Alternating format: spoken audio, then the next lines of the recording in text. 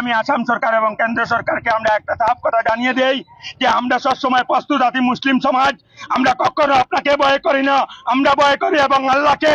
আমরা কখনো ভয় করি না সরকারকে, কখনো ভয় করি না গোলা বারুদকে। আমরা সেই মোহাম্মদ রাসূলুল্লাহ এবং আল্লাহর কারণে আমরা বুক দিতে বাধ্য হচ্ছি, আমাদের বউকে বিধবা করতে বাধ্য হচ্ছি। আমরা মাতৃহারা চাই, আমরা পিতৃহারা হইতে চাই, কিন্তু সেই ওয়াকফ আমরা কখনো মানবো না।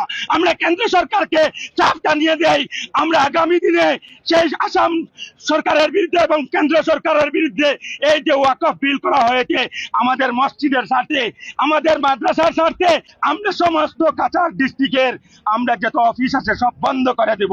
যদি আমরা পুলিশে গুলি করতে আমরা বাধ্য আছি। আমরা প্রশাসনকে বলতে চাই, আমরা কে এখন গুলি করা হোক। ওয়াকফ অ্যামেন্ডমেন্ট বিল 2025 যেটা সংসদে পাস হয়েছে, সেই বিলের বিরুদ্ধে আজকে এই এলাকার জনগণ কানে এক হয়ে প্রোটেস্ট স্টেজ করতেছি। আমরা সরকারের কাছে এই বার্তা দিতে চাই যে সংবিধান বিরোধী এই বিলকে আমরা ভারতবাসী কোনো অবস্থায় মেনে নিতে পারছি না।